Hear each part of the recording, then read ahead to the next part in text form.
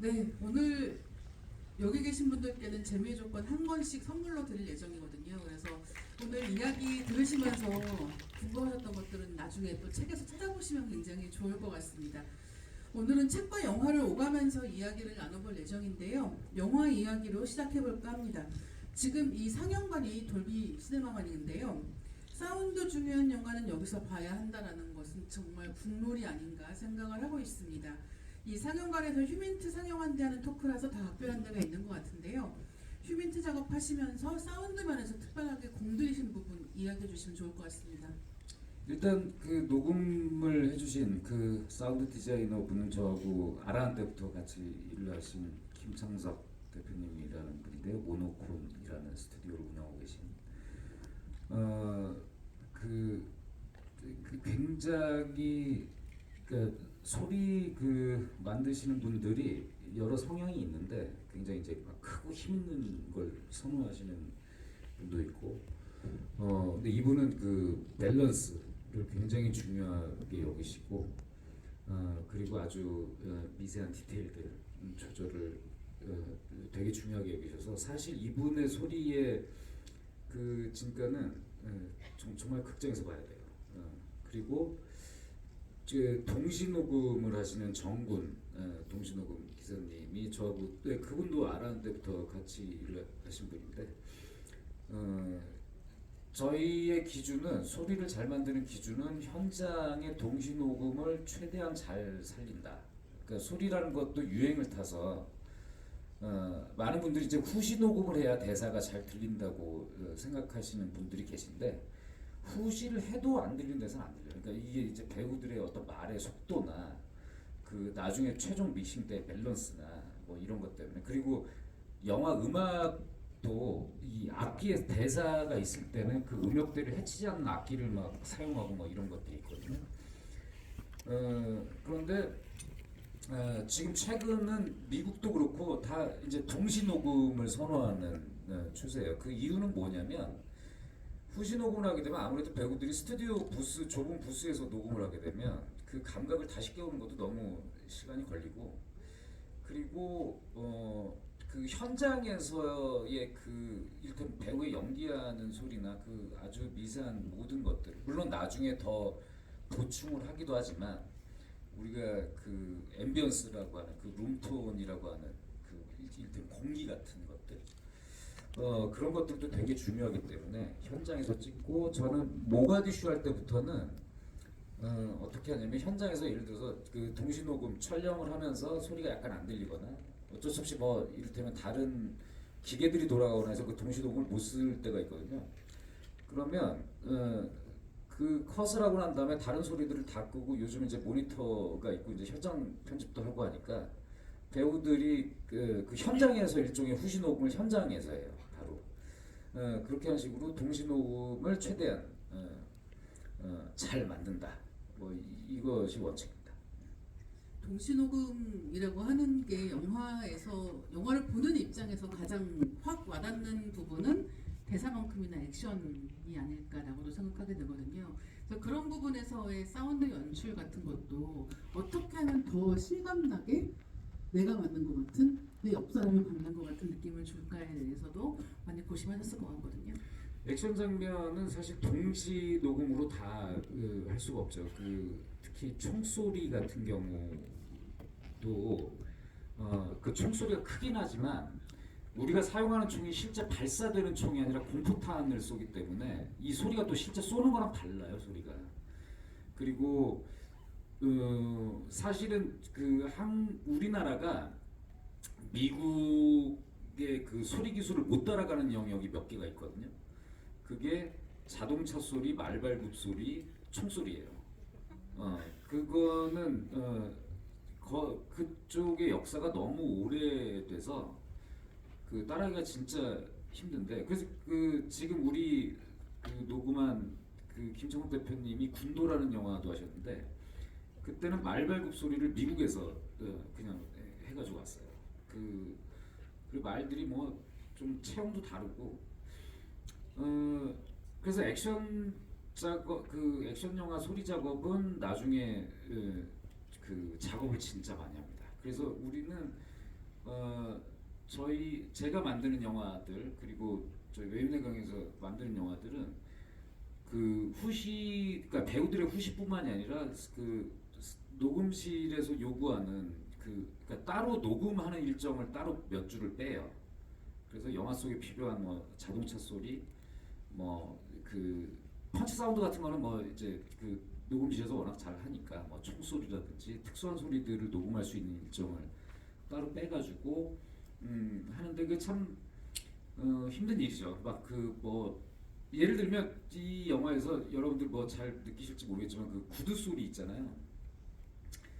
그 황치성의 구두 소리가 저는 그러니까 처음에 녹음실에서 녹음한 소리는 요즘에 이제 되게 유행하는 조금 묵직하고 좀 이렇게 뭐랄까 좋은 소리로 돼 있었는데 저는 약간 더 날카로운 얇은 국 느낌이었으면 좋겠다 해가지고 녹음실이 막 멘붕이 돼가지고 그 옛날 국을 다시 막 찾아가지고 발소리를 다시 완전히 다 녹음하고 조가장 발소리 그러니까 그게 저는 근데 말을 안 해도 그 움직임 쩌벅쩌벅거리는 거 그다음에 이 사람의 신는 신발의 소리의 질감이 그 사람을 표현한다고 생각해서 조가장의 구두 소리도 완전히 다시 다 재녹음하고 그래서 녹음실에서는 저를 별로 안 좋아해요. 너무 귀찮게 해서.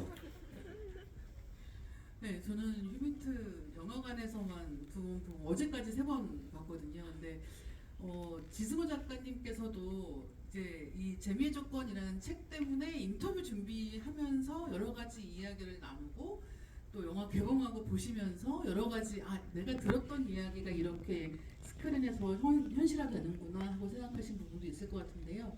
영화 어떻게 보셨는지 여쭤보고 싶습니다. 네, 저는 뭐 감독님 영화는 좋거나 혹은 나쁘거나 때부터 뭐 모든 영화를 다 좋아했기 때문에 이번 영화도 굉장히 좋았고요. 감독님하고 인터뷰할 때 제가 그 여러 가지 질문을 드렸는데 30년 동안 영화계에 계시면서 변하지 않을 것은 무엇이냐라는 질문에 이렇게 감독님이 제일 많이 고민을 하고 대답하신 게 인간에 대해서 깊이 관찰하고 고민하는 태도라고 말씀하시더라고요. 근데 그 얘기를 듣고 보니까 감독님 영화가 왜 감독님 영화에서 그 배우들한테 그 등장인물들한테 이렇게 마음이 가는지에 대해서 좀 알게 됐던 그만큼 이제 인간에 대해서 고민하고 깊이 이렇게 관찰을 했던 태도들이 보였기 때문이라고 좀 생각이 들었고요. 최근에 신의 21 그 인터뷰를 보다 보니까 이금희 그 아나운서께서 그 자기 그 영화를 내 일생을 그 영화로 만들면 어떤 감독님한테 맡기고 싶냐라고 했을 때 이중환 감독님하고 이준익 감독님 두 분 말씀하시더라고요. 그래서 그것도 제가 방금 말씀드린 거하고 같은 맥락에서 아마 그런 믿음, 인간에 대해서 가장 굉장히 섬세하게 관찰을 하셨기 때문에 이야기를 잘 만들어줄 것이다 라고 생각하셨던 것 같아요. 이럴 때 박찬욱 감독님 같은 경우는 영화를 잘 만드시더라도 좀 혀를 자른다든가 이런 게 나올 것 같기도 하고 그래서 좀 두려울 텐데 감독님 그런 믿음하고 볼 수 있지 않을까. 네, 류승환 감독님도 신체 훼손 꽤 하시는데 그래도 약간은 인간적인 부분이 좀 더 있는 것으로 말씀하시는 것 같습니다. 류승환 감독님 데뷔작 죽거나 혹은 나쁘거나가 2000년작이더라고요. 꽤 시간이 흘렀는데요. 이 최근작 휴민트에 이르기까지 정말 많은 작품들이 있었고 또 그런 와중에 감독님의 이 작품을 만드는 혹은 작품을 대하는 태도나 스타일도 바뀐 부분이 있을 것 같습니다. 그래서 감독님이 생각하시는 재미의 조건은 어떤 변화를 겪어왔는지 여쭤보고 싶어요. 방금 전에 그 지소 작가님께서 너무 내가 그런 말 했었나 싶을 정도로 무슨 막 인간을 관찰하고 뭐 깊이 있게 고민하고 그냥 보는 거예요. 이렇게 제가 이렇게 관심감을 보고 그 재미의 조건 이제 책을 읽어보시면 아시겠지만 워낙 작가님이 제가 인터뷰한 말의 내용보다 이 문장을 너무 잘 써주셔가지고 저도 읽으면서 내가 이런 말을 쓰는 사람이 아닌데 지식인 같다 막 그랬거든요. 근데 지금 이제 변하죠. 이렇게 관심사도 변하고 재미의 기준이랄까? 뭐 그리고 재밌어하는 대상 뭐 이런 것도 변하긴 하는데 본질적 그러니까 그냥 쉽게 얘기하자면 예전에는 그냥 장르에 매혹돼 썼던 기억이 나요. 그러니까 일단 그리고 내가 딱 목표를 하는 나막 미친 듯이 웃고 싶어 할 때 그 코미디 장르가 좀 쾌감 막 그리고 액션 영화를 즐기는 쾌감 공포 영화를 즐기는 쾌감 그러다가 점점 그것을 이루어내는 그 해당 장르의 그 어떠한 장면들이 목표치에 도달하는 것은 결국은 내가 그 인물들한테 빠져들지 않으면 그게 안 되니까 점점 그 소위 우리가 캐릭터라고 얘기하는 인물들에 대해서 관심을 갖게 되고 그것은 결국은 사람을 자꾸 관찰해야 되니까 엊그저께 어떤 이제 그 인터뷰를 조인성 배우와 같이 했는데 조인성 배우가 그 얘기를 하더라고요. 심리적인 작동이 전혀 되지 않는 상태에서 액션이라는 것은 결국 운동 행위 아니냐. 근데 정말 말 잘한다 이런 생각을 했는데 그렇죠. 우리가 뭐 제가 액션 영화를 만들지만 사실은 인간이 막 격투하는 진짜 생자의 행위를 보려면 요즘에 막 그 이종격투기 같은 것도 너무 많고 많잖아요. 그리고 순수한 어떤 훈련된 몸의 움직임을 보려면 사실 영화보다는 서커스가 훨씬 더 흥미롭고 왜 영화를 볼까? 그 행위에 이르기까지의 그 인물들을 응원하거나 혹은 내가 막 마음속으로 미워하거나 해야 거기서 어떤 감정들이 생기게 되는 것 같은데 요즘은 사람한테 좀 관심을 두려고 하고 그리고 가장 최근의 변화는 약간의 과학에 대한 관심이 생긴 것. 그래서 조금 세상을 감정적으로 보지 않으려고 편견을 갖지 않고 보려는 태도 뭐 이런 거를 노력하고 있어요. 그러려고. 이번에 그 재미의 조건 책 작업을 하시면서 두 분이 인터뷰를 굉장히 길게 나누셨을 것이고 이제 그 과정이 지금까지 만들어온 영화들을 차근차근 되짚어보는 과정이기도 하고 그 동시에 신작을 만드시는 거잖아요. 그러니까 신작 작업을 하는 시간이 이 지금까지의 영화들을 돌이켜보는 시간하고 겹쳐 있었기 때문에 사실 굉장히 좀 특이한 느낌이었을 것 같거든요. 내가 지금까지 어떻게 왔나, 내가 지금 어떻게 해야 하는가에 대해서 더 많이 생각하신 부분이 있을 것 같습니다. 사실은 제가 책을 안 내려고 진짜 도망 다녔어요. 근데 그 제작가님이 진짜 지독한 분이거든요. 그래가지고 설득을 당해서 제가. 근데 제가 책을 그 왜 내는 것에 대해서 부담을 느꼈냐면 이미 영화 한 편을 만든다는 것도 저의 많은 생각이 들어가는 것인데 세상에 또 내 말과 생각을 남기는 것이 무슨 의미가 있지? 그게 좀 되게 부담이 됐어요. 이게 너무 많은 정보가 넘쳐나고 있고 너무 많은 것들이 넘쳐나는데 여기에 내 말을 하나 더 남기는 것이 이게 공해가 되진 않을까? 근데 나중에 책을 보니까 이것은 사실은 저의 말보다는 저라는 사람을 관찰한 지승호 작가님의 기록이어서 이것은 나를 관찰한 관찰자가 이 언어를 새롭게 해석한 느낌이다 라는 거였고 근데 이제 되게 인터뷰할 때 준비를 엄청 하세요. 그래서 저도 이제 막 잊어버렸던 제 영화에 대한 기억들을 의미를 물어보고 그러시는데 아니 기억도 안 나는데 무슨 의미야 막. 근데 하여튼 그래 내가 그때는 이랬었지. 그래서 내가 이렇게 변했고 이게 지금 좋은 변화인가 아니면 여전히 이걸 지켜나가는가 이것을 계속 짚을 수 있어서 그건 좀 재밌었어요. 실제로 우리가 거의 횟수로 한 3년을 한 거죠 인터뷰를. 그러니까 진짜 지독한 분 아닙니까? 이 정도면 진짜 떨어지겠지 했는데 안 지치고 막 그래서 보셔가지고 제가 저희 지금 이야기하면서 류수영 감독님이 사람에 대해서 가지고 있는 관심 같은 것에 대한 이야기들이 있었잖아요. 이 책에도 그런 부분들이 있기는 한데 저는 이번 휴민트 보면서도 굉장히 좋았던 것들 중에 하나가 저는 이 류수영 감독님이 멜로를 하는 방식이 있다고 생각을 하거든요. 이번 영화는 더 멜로가 드러나는 방식이긴 했지만 이전에도 쭉 멜로가 있었다고 생각을 하는 쪽인데 이제 그게 액션을 통해서 그러니까 액션이라고 하는 것은 몸과 몸이 계속해서 부딪히는 장면이고 이 액션은 몸을 움직이는 것이기 때문에 이 액션을 하는 사람마다 자기 스타일로 몸을 움직이거든요.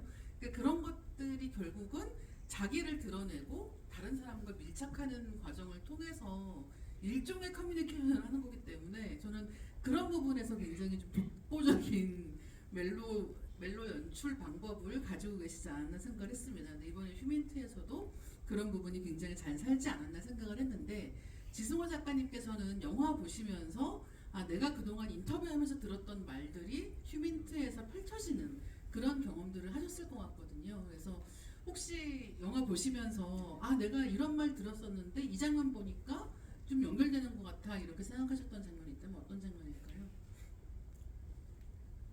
갑자기 여쭤보니까 딱히 지금 기억이 안 나는 부분이 있는데 뭐 굉장히 저는 뭐 인상적인 장면들이 굉장히 많았고요.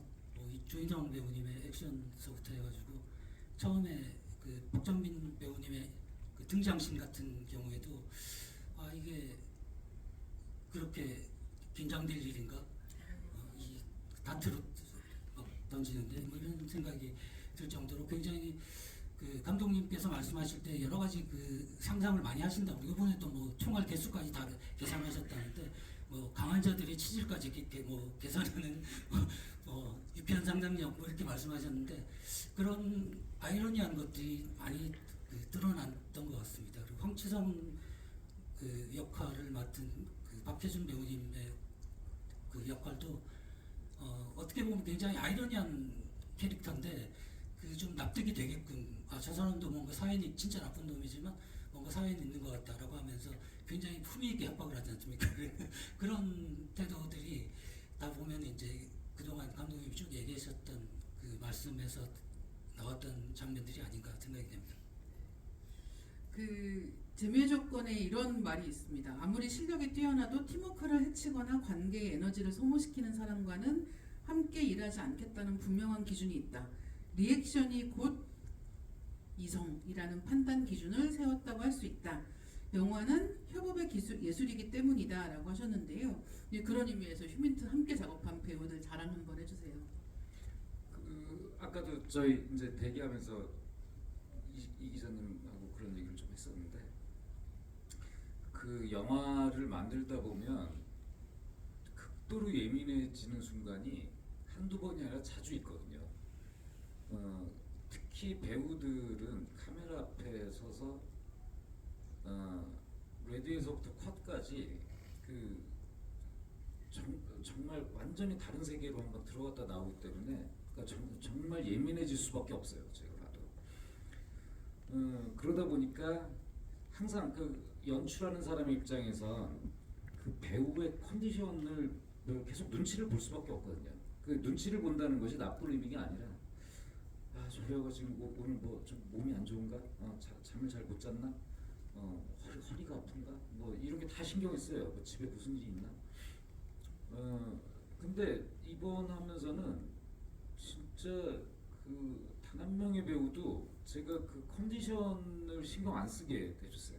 그 현장이 물론 제가 지금까지 경험했던 다른 배우분들도 다 좋은데 이번 현장은 어쩌면 전체적으로 이 출연하는 모든 배우가 거의 대부분의 배우가 저보다 나이가 어린 경우가 거의 처음이었거든요.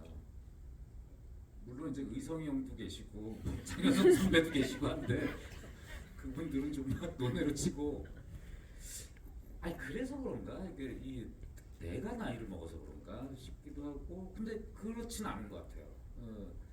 오히려 뭐 나이가 어려도 막 티가 나게 예민들 보는 사람들이 있었는데 이번 영화는 정말 팀워크가 정말 좋았어요. 황정민 배우가 책 추천사에 이렇게 썼는데요. 그릇을 벼리는 장인처럼 영화를 향해 끊임없이 자신을 채찍질합니다. 그 지독한 한결같음이 너무 부러운 동시에 그의 카메라 앞에서 함께 숨 쉴 수 있다는 사실이 큰 영광이자 자부심이 됩니다. 라고 했는데요. 저는 이 한결같음이라는 말처럼 멋있는 말이 또 있을까 싶습니다. 인터뷰 진행하시면서 지승호 작가님이 느끼신 감독님의 한결같음이 있다면 어떤 것일까요? 네, 뭐 조인성 배우님도 얼마 전 인터뷰에서 그 감독님에 대해서 얘기를 하라고 할 때 영화만 생각하시는 분이다 이렇게 말씀하셨거든요. 근데 흔히 그렇게 말씀하시는 분은 많은데 실제로 그렇게 사시는 분은 드물은데 정말 유승호 감독님은 영화만 생각하시는 것 같아요. 이렇게 인터뷰도 좀 어떻게 보니까 그 감독님 영화 일정 때문에 사실 굉장히 좀 늦춰지고 이런 부분이 있었는데 저한테만 책임을 다 지우셔가지고 근데 그 감독님이 정말 영화 얘기만 하세요. 그리고 저하고 또 예전에 2007년도에도 인터뷰해서 책에 한 꼭지 이제 감독님이 나와서 그 한번 뭐 책도 전해드릴 겸 식사하시죠 그랬더니 영화 보자고 그랬더라고요. 그때 대뜸 그래가지고 맞다. 그때 샘 페킨파의 와일드 번츠 가지고 맞다. 이거는 영화만 생각하시는구나. 근데 지금도 여전히 영화만 생각하시고 계속 그런 고민만 하시는 것 같아서 예, 저는 굉장히 그렇진 않아요. 어떻게 사람이 영화만 생각해요. 지금 저희 집에 개가 한 마리 같이 사는 반려견이 있는데 저게 조그만 강아지인데 얘가 안 그러더니 카페트에 그 쉬하고 끔을 해서 지금 막 그것도 걱정이고. 아니 이제 이렇게 말씀하시는데 저희 잠깐 이제 이야기를 하다가 어떤 말씀하셨냐면 요즘에 이제 휴멘트 개봉 때문에 이렇게 홍보 관련해서 여러 가지 뭐 인터뷰나 행사나 하는 것들이 있으니까 바쁘시잖아요. 그래서 지금 제일 마음이 안 좋은 게 뭐냐면 영화 못 보는 거. 그래서 그쵸. 왜냐하면 지금이 그 아카데미 시상식 앞두고 이제 후보작들도 한참 상영하고 이런 시기거든요. 근데 네, 극장 갈 수 없다라고 하는 게 너무 아쉽다라고 말씀을 하셔서 영화만 생각한다라고 하는 게 어떤 의미인지 좀 더 잘 알 수 있었던 이야기가 아닌가 합니다. 오늘은 사전 질문 받은 것들이 있는데요. 그 사전 질문 몇 가지 같이 보고 이제 천천히 마무리를 할까 합니다. 일단 책과 연계해서 질문 주신 분이 계신데요. 류승환 감독님의 팬이라 재미의 조건을 다 읽어보았습니다. 영화를 위해 운동을 꾸준히 하신다는 부분과 2년에 한 번씩은 영화를 만드는 것을 중요시 생각한다는 점이 인상적이었습니다. 휴민트 개봉 후에 새롭게 생긴 감독님의 철학이 있는지 궁금합니다. 이제는 물리적인 나이를 인정해야 되겠다. 그러니까 저도 2년, 그러니까 제가 2년에 한 번씩은 영화를 만들고 싶다. 그리고 이제 거의 그렇게 해왔죠. 근데 그것은 사실 간단해요. 그러니까 그 이유는 제가 막 뭐 약간 강박일 수도 있는데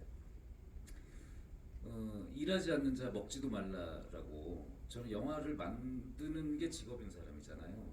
그러니까 그러면 일을 해야죠. 그러니까 제 일을 해야 된다고 생각을 하고 다른 일은 잘 이제는 못 하고 예전에 젊을 때는 딴 일도 참 잘했었는데 어느 순간 집에 형광등 갈 때도 막 보글보글하고 이러고 있어요. 그래서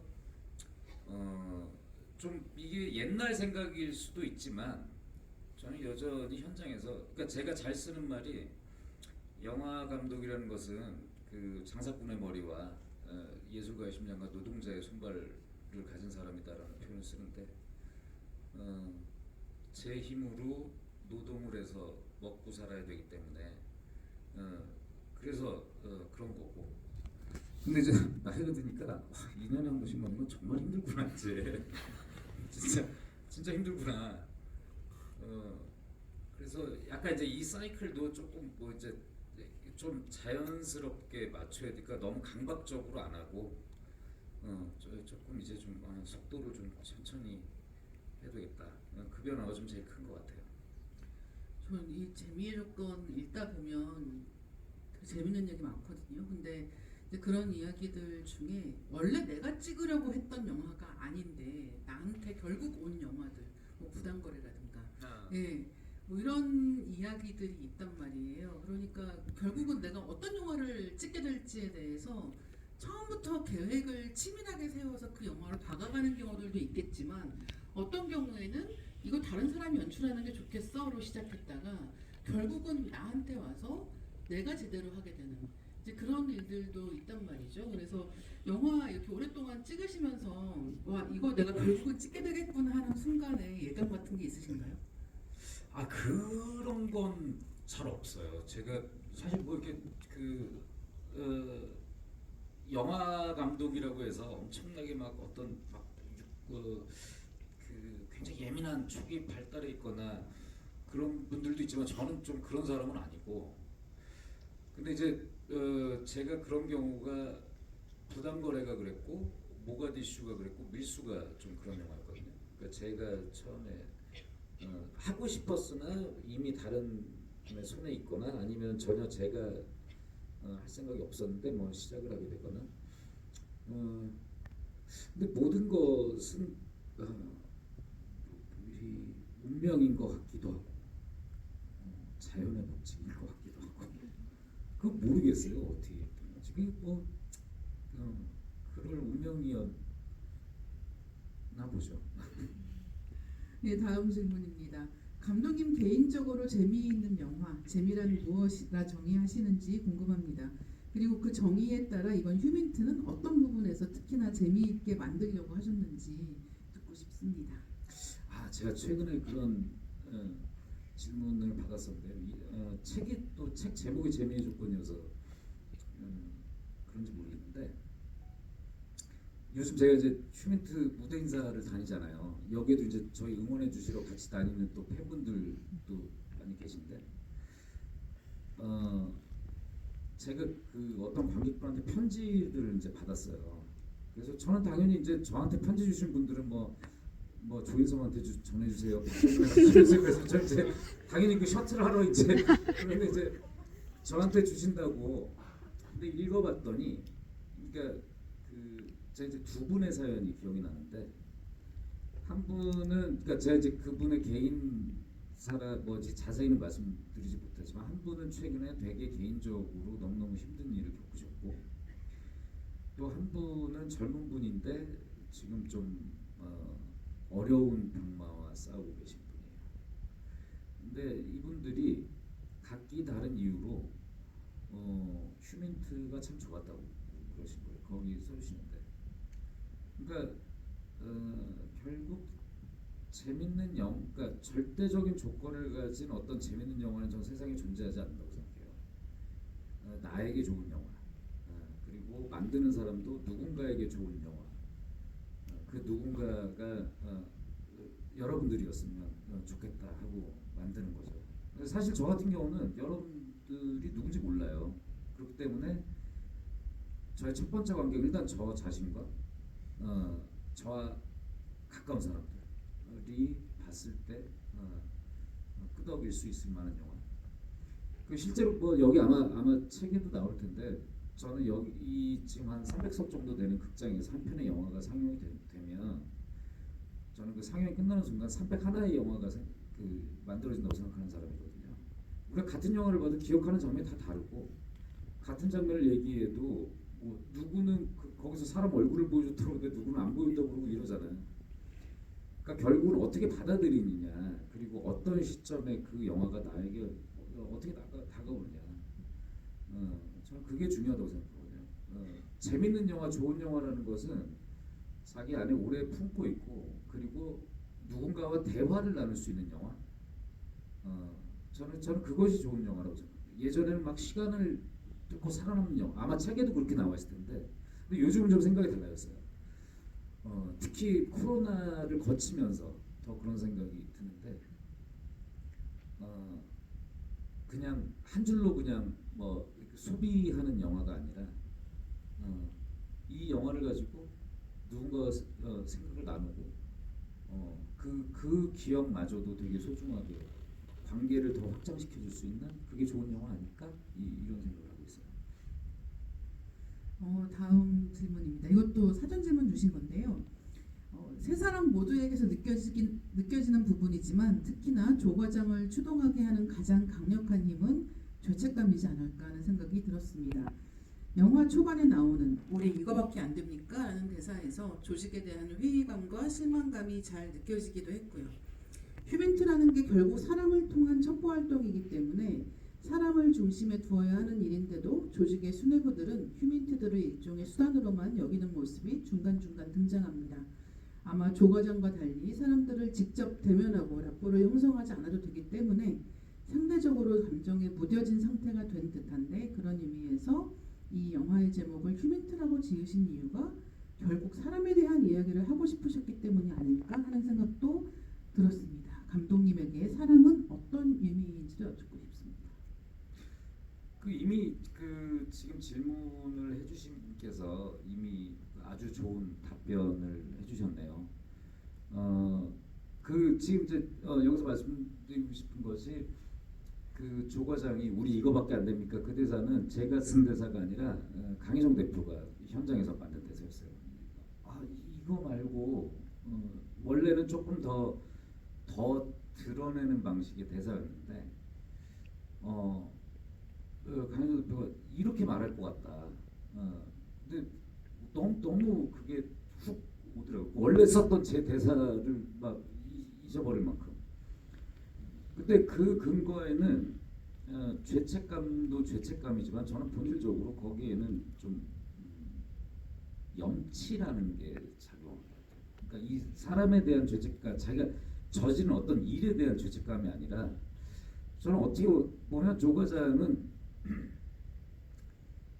되게 이기적인 행동을 하는 거라고, 여기에 등장하는 모든 인물들은 저는 되게 이기적인 선택을 한다고 생각해요. 그러니까 조 과장이 그 첫 번째 작전에 실패를 하고 나서 자신의 그 일이냐 자신의 어떤 양심이냐를 가지고 선택을 할 때 그 후자를 선택한 것은, 그건 저는 이기적인 선택이라고 생각하거든요. 왜냐하면 물론 그 사람을 위해서도 한 선택이겠지만 사실은 자기가 가지고 있는 마음의 부채감을 그렇게 털어버리고 싶어서 하는 선택이기 때문에. 근데 우리가 다 사실 그 이타적인 행위나 선택을 하려고 하지만 결국 따지고 보면 그게 내가 마음이 편하기 위해서 할 때가 되게 많잖아요. 그리고 이 영화에 다들 좀 혼자 있는 모습을 으로 마무리한 것이, 그러니까 저에게 사람이란 무엇이냐라는 질문은 참 어려운 질문인데, 제가 이 영화를 만들면서 바라본 사람의 태도는, 사람의 어떤 모습은 언젠가 어느 순간에는 혼자 남게 되는 존재라는 생각이 들었어요.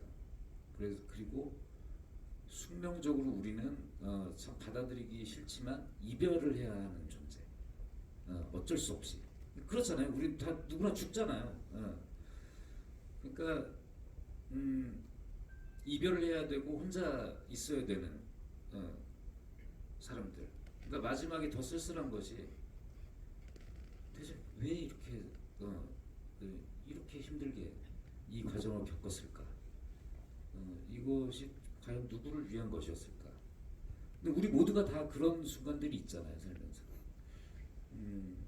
그게 참 사람은 그래서 옆에 있는 사람과 잘 지내고 잘 도닥여주고 하면 좋겠다라는 생각을 합니다. 영화 마지막 장면, 박건의 마지막에 대한 이야기 질문 주신 분들도 되게 많이 계세요. 그리고 아마 그 질문은 감독님이 가장 많이 받으시는 질문 중에 하나가 아닐까라고도 생각을 하는데, 일단 한번 질문 주신 분들 중에서 한 분 질문을 골라서 읽어보겠습니다. 박건이 조 과장에게 남기는 마지막 말이 화면상에는 꽤 길게 묘사가 되고, 마지막에 임대리의 질문으로 조 과장의 입으로 듣는 이야기는 좀 걸러지는 이야기가 아닐까 하는 추측을 하게 됩니다. 감독님께서 그 장면에서 의도하신 게 어떤 것이었을지, 박건의 마지막 말을 관객의 입장에서 자유롭게 해석하기를 바라셨는지 궁금합니다. 박건이 귓속말로 무슨 말을 했는지는 박정민 배우도 그런 질문을 많이 받고 박정 배우의 대답은 앞으로 5년 동안은 이것에 대한 답을 안 드리겠어요. 했습니다. 저는 5년이 지나도 아마 5년이 지나면 더 궁금할 사람도 없을 것 같고 저는 무슨 말을 했는지 알고 있지만 안 알려드릴래요. 두 번, 그러니까 지금 한 번 더 보시면 자세히 보면 알 수 있어요. 그리고 여러분들이 영화 보시면서 느낀 느낌이 있잖아요. 그러니까 제 의도는 그거였어요. 그러니까 뭐 심지어 아이고 지루하다 이렇게 느끼셨다면 그것도 그거고. 가열차게 살아라. 가열차게 살아라 조과장한테. 다른 건 맞아도 그건 아닌 것 같습니다. 제가 그건 좀 아닌 것 같습니다. 그 근데 이거는 말씀드릴게요. 그 제가 그 지난 GV 때 그런 말씀을 드렸는데 그냥 박건의 그 심리 상태가 어떤 거였냐면 박건이 그 선택을 한 것이 저는 되게 유아적인 선택이라는 얘기를 했었거든요. 지난번에 선택이. 그러니까 박건의 목적은 숭고한 희생을 하는 것도 목적이지만 사실 그보다는 선아 마음속에 남고 싶었던 선택이라고 생각해요. 그러니까 생각해보면 자기가 여기서 살아남고 선아와 살아남아봐야 그럼 이 사람은 체제를 선택할 것이냐. 이미 선아는 마음이 떠났는데 그럼 내가 이 체제를 버려야 하니까 그 선택을 강요받는 순간이 올 거 아니에요. 그리고 그렇게 한들 이전에 한번 헤어졌던 사람이잖아요. 이 관계가. 근데 내가 이 사람한테 행복을 줄 수 있을까라는 것에 대해서 박건은 자기가 답을 못 내놨던 것 같아요. 근데 그러니까 자기가 너무 괴로우니까 자기의 가장 고통스럽고 아픈 순간을 선아한테 보여주고 그냥 차라리 그 마음속에 영원히 남겠다. 그러니까 되게 사실 애 같은 생각인 거죠. 전 그런 측면에서 선아가 훨씬 더 성숙한 것이 선아는 그 영화 속에서 보시면 흔적도 남기지 않고 떠난 것으로 유추가 되죠. 근데 그것은 뭐냐면 선아는 오히려 이 사람한테 오히려 그냥 오히려 아픔을 최소화하기 위해서 그냥 탁 끊고 떠난 건데 얼마나 힘들었겠어요. 그 영화를 보면 이제 그리워하는 게 나오잖아요, 같이. 그러니까 박건은 그런 심리 상태에서 근데 막상 자기가 죽어가니까 이제 조과장한테 뭔가를 부탁했겠죠. 그리고 그때 자기의 솔직한 심정을 얘기했겠죠. 그렇게 나온 거니까 근데 여기 각자 자신들이 살아온 그 경험에 따라서 그 생각하시는 대상은 다 달라질 것 같아요.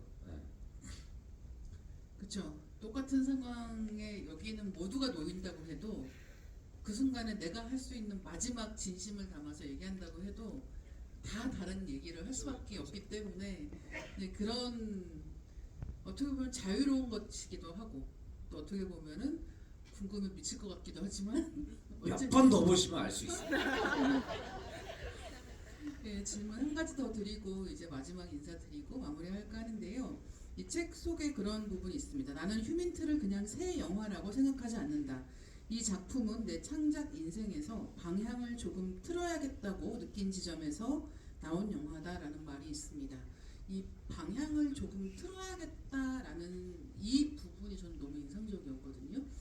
그러니까 액션이라고 하는 큰 틀에서 이야기할 때 휴민트라고 하는 영화는 유승환 감독님이 어떤 연출력이 극대화된 지점에서 나온 영화 같은데 여기에서 바라보는 감독님의 전망이 방향을 좀 틀어야겠다라고 하는 부분이었다는 게 굉장히 재밌거든요.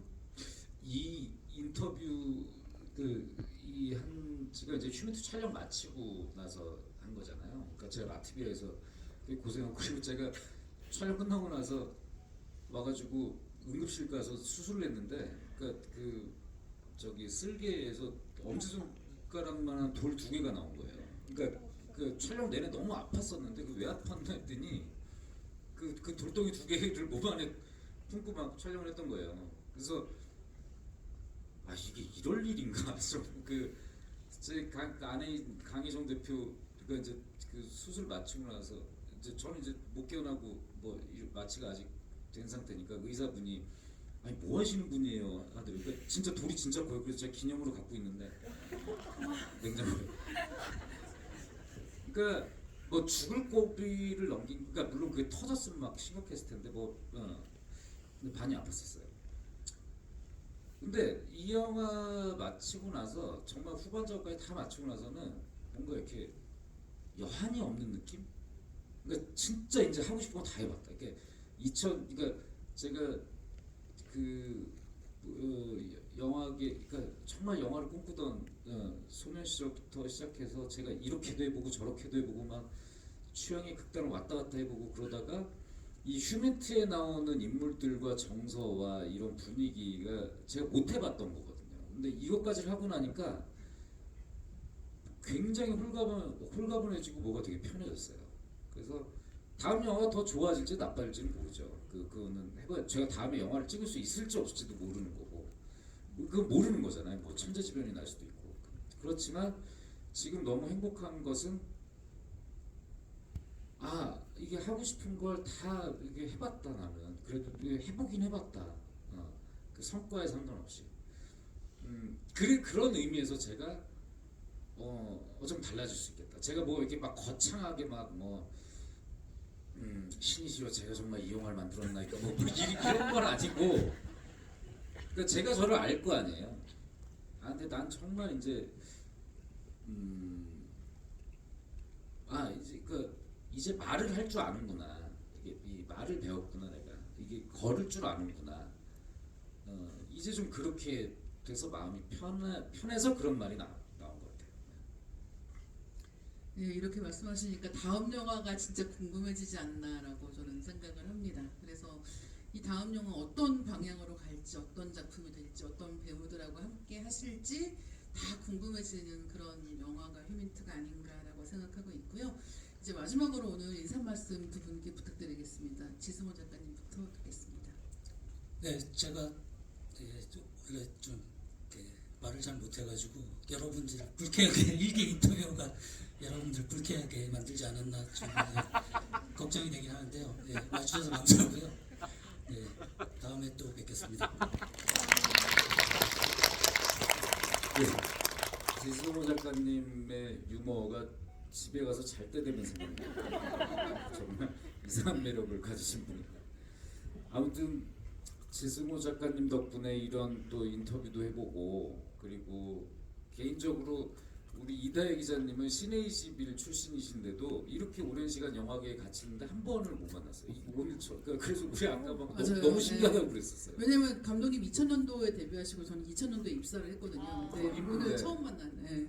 그래서 참 야 이런 일이 있네요. 그리고 아직도 새로울 것이 있다. 그래서 이것도 참 반갑고, 그리고 무엇보다도 이게 늦은 시간인데도 이렇게 제 얘기 들어주시겠다고, 사실 이 중에는 내심 그래도 뭐 박정민이나 누군 오겠지라고 했는데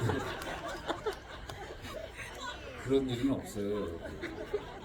우리 인생에서 그런 희망은 접읍시다.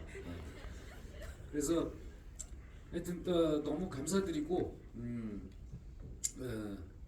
뭐 무대 인사 같이 여기 다니신 분들은 많이 들으셨겠지만 늦었지만 새해 복 많이 받으시고, 영화 사랑해주시고 이렇게 끝까지 관람해 주셔서 너무 감사드립니다. 그리고 개인적으로는 돌비관에서 제가 조영우 음악 감독님의 하고 오래간만에 또 작업을 했는데 역시 이분이 마스터구나 한 것이. 근데 극장에서 이런 행사를 하게 되면 대부분 크레딧을 끊으니까 여운을 못 느끼게 되는데, 아마도 조영우 음악 감독님이 만드신 이 좋은 음악을 잘 감상하실 수 있지 않으셨을까? 네. 그래서 저보다는 여러분들이 좋은 일 아니겠어요? 그래서 너무 감사합니다. 네.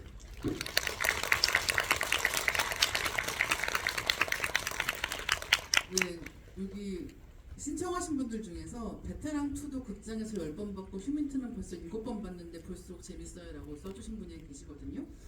이분 질문이 뭐였냐면 도대체 왜 박건선화 키스씬이 없는지. 네, 이 질문에 대한 답은 언젠가 다음번 행사에서 어떤 분이 꼭 잊지 말고 다시 던져주셨으면 하는 바람이고요. 저희 또 뵙겠습니다. 감사합니다.